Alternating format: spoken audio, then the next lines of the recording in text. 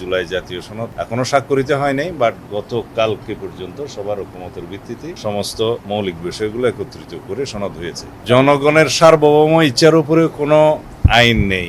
দুইটা বিষয়, একটা হচ্ছে জুলাই জাতীয় সনদ 2025, সে জুলাই জাতীয় সনদ 2025-এর একটা খসড়া ড্রাফট জাতীয় ঐকমত্য কমিশন থেকে সব রাজনৈতিক দলের কাছে পাঠানো হয়েছিল, কয়েকদিন আগে আমাদের কাছে দিয়েছে।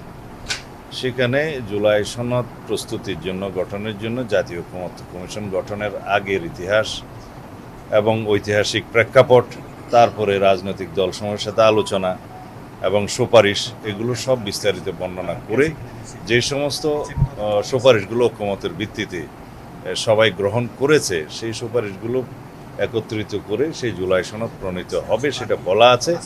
এবং এই সনদের উল্লেখিত মানে যে সনদগুলো, যে প্রতিশ্রুতিগুলো ওখানে উল্লেখিত থাকবে, সবাই একমত হয়েছে সেগুলো বাস্তবায়নের জন্য 2 বছরের একটা সময়সীমা ওনারা প্রস্তাব করেছেন জাতীয় সংসদের, পরবর্তী জাতীয় সংসদের গঠিত হওয়ার পরে, এবং সেখানে প্রতিশ্রুতি এবং অঙ্গীকার চেয়েছে রাজনৈতিক দলসমূহের পক্ষ থেকে।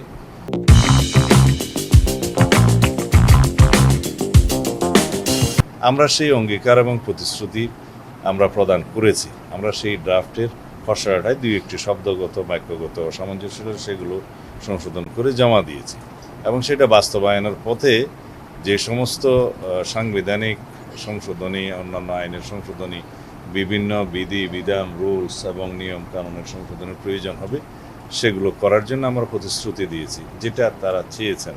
তো এই হিসাবে সেটা বাস্তবায়ন হবে।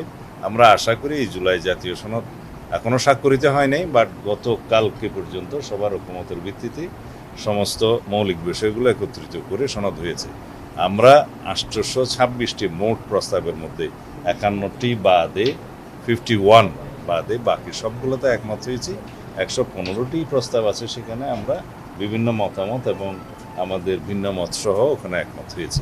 তো সুতরাং আশা করি সবাই ঐকমতের ভিত্তিতে এই রাষ্ট্র গঠন প্রক্রিয়ায় একমত থাকবে। ফেসিবাদ বিরোধী জাতীয় ঐক্য আমাদের শক্তি হবে।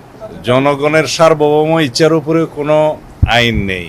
এটা হচ্ছে আমরা বলি যে doctrine of legitimate expectation of the people, এটাই সোভারেইন ইচ্ছা, জনগণের অভিপ্রায়। এখানে সবাই একত্রিত হয়ে যে সনদ তৈরি হবে, it is above the law.